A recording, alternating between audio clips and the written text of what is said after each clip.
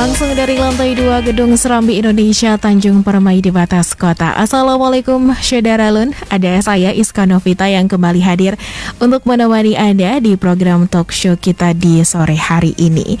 Dengan tema Gerakan Keluarga Mengukur Pita Lila Balita Aceh Sayang Anak Gempita Asa. Dan untuk Anda Syederalun bisa mendengarkan talk show ini streaming live.serambifm.com dan juga bisa pantau Facebook Radio Serambi FM Banda Aceh.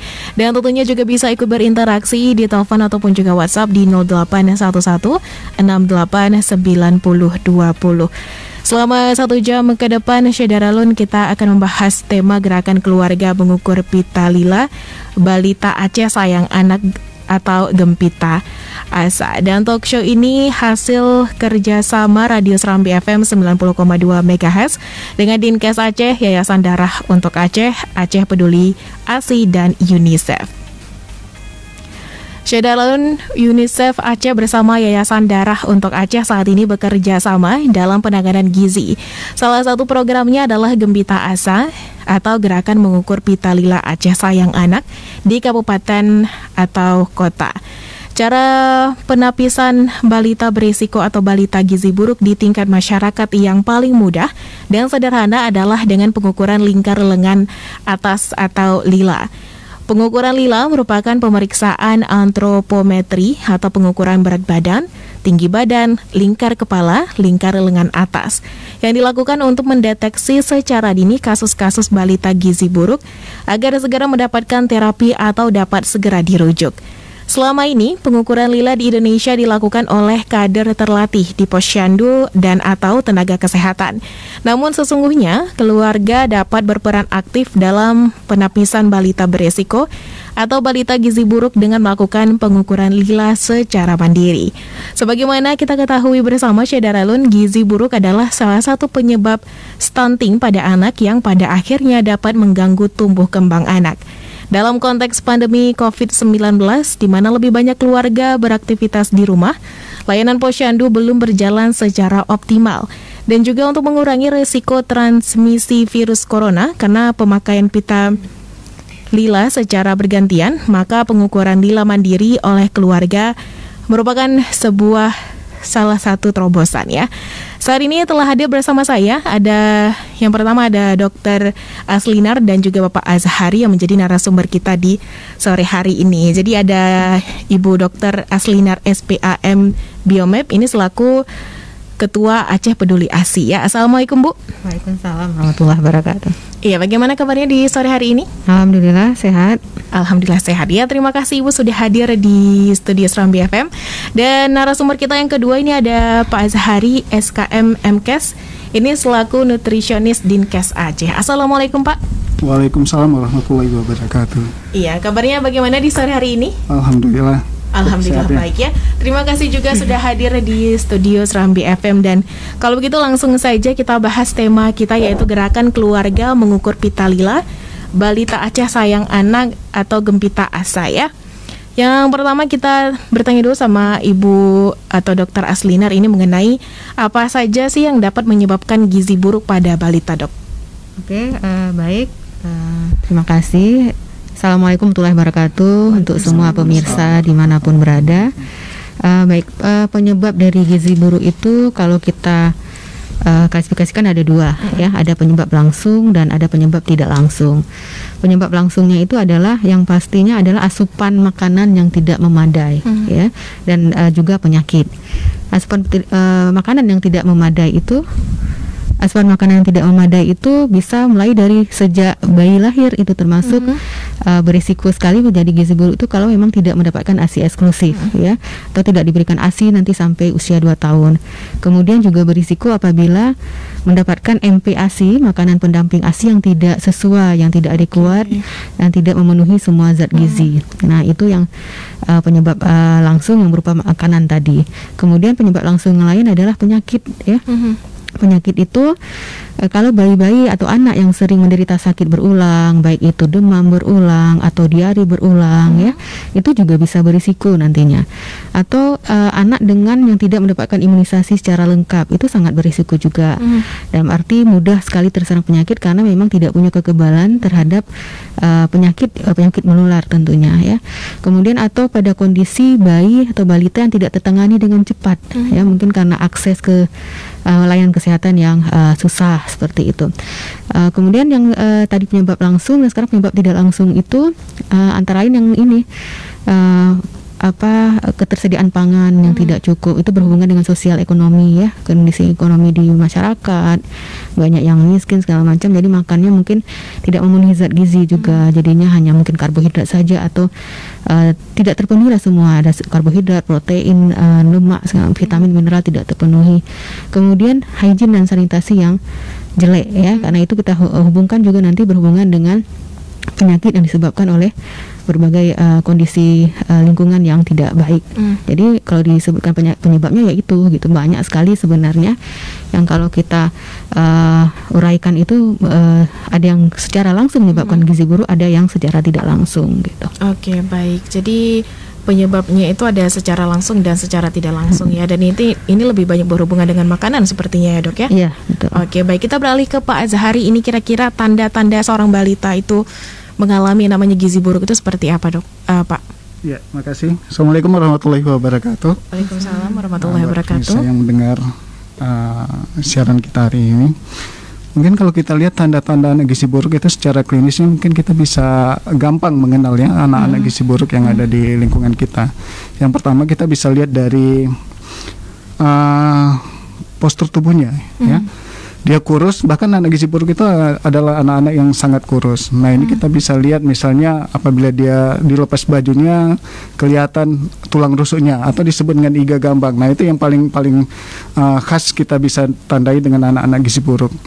Di samping itu juga anak gizi buruk ini juga memiliki perilaku yang rewel mungkin ya, karena dia tidak nyaman dan dia tadi gampang sakit ya. Karena ada dua sisi di sini. Apabila status gizi anak tersebut mengalami gizi kurang, infeksi juga akan lebih gampang terkena.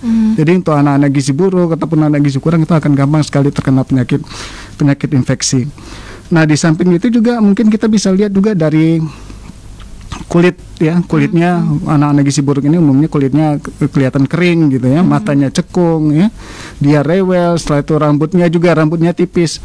Pada umumnya rambut tipis itu ya seperti rambut jagung, artinya halus dia rambutnya dan itu gampang sekali tercabut. Mungkin bagi masyarakat yang bisa melihat kondisi-kondisi anak balita seperti itu kemungkinan anak tersebut mengalami gizi buruk dan itu harus diverifikasi lah, dilaporkan kepada tenaga kesehatan, minimalnya disampaikan kepada kita tenaga kesehatan ya. Oke, baik. Kalau sudah ada tanda-tanda seperti yang Bapak sebutkan tadi, berarti sudah bisa langsung dicek ke posyandu, Pak ya? Iya, bisa dicek ke posyandu ataupun bisa dirujuk ke puskesmas, tergantung dari kondisi keadaan si anak tersebut. Oke, baik. Lalu untuk dampaknya sendiri nih, Dok, seperti apa dampak buruknya terhadap balita jika terkena gizi buruk ini? Oke, dampak gizi buruknya itu ya dampak ke depannya ya. Dampak ke depannya seperti tadi sudah disebutkan bahwa salah satu penyebab gizi buruk itu karena memang mudah sakit. Dan juga dampaknya juga itu, dampaknya kalau dia sudah menderita gizi buruk, dia juga mudah lagi tertular penyakit. Jadi seperti lingkaran setan seperti itu ya. Jadi kalau dia sudah gizi buruk, istilahnya nutrisi itu sangat berkaitan dengan infeksi. Jadi pada kondisi nutrisinya yang tidak terpenuhi dengan baik, maka dia juga mudah terinfeksi oleh berbagai penyakit. Kemudian ke tumbuh kembangnya ya. Jadi anak dengan nutrisi yang tidak cukup, gizi buruk yang tidak cukup, jadi tumbuhnya juga tidak bagus. Kita lihat ya, yang jelas sekali berat badannya tidak bertambah atau bertambahnya tidak bagus, tidak sesuai dengan usianya, tidak sesuai dengan grafik pertumbuhan, panjang badannya juga. Jadi kita juga bisa lihat nanti dia lebih pendek daripada teman sebayanya. Kemudian lingkar kepala juga tidak bertambah sesuai dengan usianya. Kemudian dalam perkembangan bayi atau anak yang memang gizi buruk itu perkembangannya kurang bagus ya. Baik itu perkembangan motoriknya, dia misalkan kemampuan dia misalkan untuk duduk jadi lebih harusnya bisa duduk 6 bulan, tapi ternyata kemudian baru bisa duduk di usia yang lewat lagi seperti itu. Harusnya berjalan misalkan usia 1 tahun, ternyata dia baru bisa berjalan lebih lambat dari usianya. Jadi pengaruhnya itu ke tumbuh kembang dan juga kemampuan yang lain, kemampuan bahasa juga termasuk di dalamnya, termasuk juga nanti ke depannya ya, dalam hal produktivitasnya ke depan. Jadi bukan hanya kita pikirkan sekarang dampak gizi buruknya itu, tapi juga berdampak ke masa yang akan datang dia, kehidupan dia, seperti itu. Oke, baik, berarti tidak boleh dianggap remeh ya, Dok? Tentu saja, ya, sangat tidak bisa dianggap remeh, karena juga salah satu komplikasi gizi buruk itu yang tidak tertangani dengan baik bisa menimbulkan kematian. Seperti itu. Ya. Baik, ya, kita sekarang beralih ke Pak Azhari lagi. Ini kira-kira apa yang harus dilakukan keluarga dari balita ini dan atau anak ya untuk terhindar dari gizi buruk, utamanya pada masa-masa pandemi seperti sekarang ini, Pak? Ya, untuk menghindari anak gizi buruk sebenarnya sih itu ada hal yang gampang-gampang susah ya. Artinya ini ada suatu hal yang memang seharusnya dilakukan. Yang pertama yang paling penting adalah lakukan pemantauan pertumbuhan dari si anak tersebut. Nah, kalau kita lihat sekarang kan masyarakat kita khususnya di Aceh itu untuk melakukan pemantauan pertumbuhan anak atau dibawa anak ke posyandu itu masih sangat jarang sekali dilakukan ya. Itu masih menganggap hal itu adalah bukan hal yang penting ya. Padahal itu ada suatu hal yang sangat penting untuk melihat apakah si anak tersebut bisa tumbuh secara bagus atau tidak. Jadi buat rekan-rekan semua ataupun yang mendengar di sini, tolonglah nanti kita agar melakukan edukasi bagi masyarakat sekitar kita bahwa pentingnya pemantauan pertumbuhan balita itu untuk mengantisipasi terjadinya kasus-kasus gizi buruk ataupun gizi kurang di masyarakat. Nah, faktor penyebab lain seperti kata Dr. Aslinar tadi ya, sangat penting sekali itu bahwa cukupi kebutuhan nutrisinya ya, cukupi kebutuhan nutrisinya. Kalau dia bayi di bawah 6 bulan ASI eksklusif. Kalau dia misalnya di atas 6 bulan sampai usia 12 bulan itu ya sesuaikan makanan tambahan yang di pengganti ASI itu disesuaikan, pendamping ASI ya, disesuaikan. Jadi kadang-kadang kita banyak nemuin kasus di masyarakat itu bahwa anak umur di bawah 6 bulan sudah mendapatkan MPASI, makan penapi Claudine, dan itu akan berdampak sekali terhadap daya cerna dia, terhadap penyakit-penyakit infeksi, dan ini harus benar-benar dilihat. Di samping itu juga mungkin kita mengharapkan agar anak-anak kita ini bisa terhindar dari paparan penyakit ya, misalnya asap rokok atau kalau kondisi sekarang COVID ya, kondisinya dia benar-benar dijaga dari kemungkinan kena virus tersebut ya. Artinya dia benar-benar dirawat dari higienis dan sanitasi ibunya itu harus benar terkontrol. Saya rasa itu ya bisa jadi hal-hal yang gampang yang harus dilakukan oleh keluarga ya. Dan permasalahan sekarang adalah pola asuh keluarga ini yang agak bergeser. Kalau dulunya mungkin ibu-ibu balita itu dalam memberikan makan dan anaknya dia bisa lebih telaten ya. Tapi kalau sekarang kalau kita lihat ibu-ibu muda khususnya itu ya mungkin proses pemberian makanan anaknya itu ya kurang telaten dan kurang sabar, serta itu jadi pemicu juga terjadi masalah gizi yang ada di masyarakat. Itu marah nanti ibu-ibunya tuh. Artinya apa, kita sebenarnya menyampaikan ini supaya kita bisa melakukan perbaikan ke depannya. Iya, benar. Jadi ibu-ibu muda itu harus benar-benar siap. Kalau dia memang siap untuk jadi ibu, dia harus benar-benar siap untuk juga menjaga kondisi anaknya, lihat pertumbuhannya. Ini kalau kita lihat ibu-ibu apalagi yang muda malah sering berat badannya sendiri yang ditimbang ya, anaknya nggak dipantau pertumbuhannya. Jadi nah ini kan suatu hal yang sebenarnya udah bergeser dari pola asuh yang baik gitu. Jadi bukan hanya siap jadi istri, tapi siap jadi ibu. Harus siap, setuju ya. Harus siap jadi. Setuju sekali. Jadi seberapa mahal pun MPASI yang akan diberikan 6 bulan awal itu baiknya adalah ASI, Pak ya. Iya, ASI tidak tergantikan. Benar sekali. Oke, semakin menarik perbincangan kita di sore hari ini, Syed Daralun, tapi kita akan kembali dengan perbincangan yang lebih jauh menarik laginya. Jadi untuk Anda jangan kemana-mana, tetap di 90,2 Serambi FM, Laguna Britana.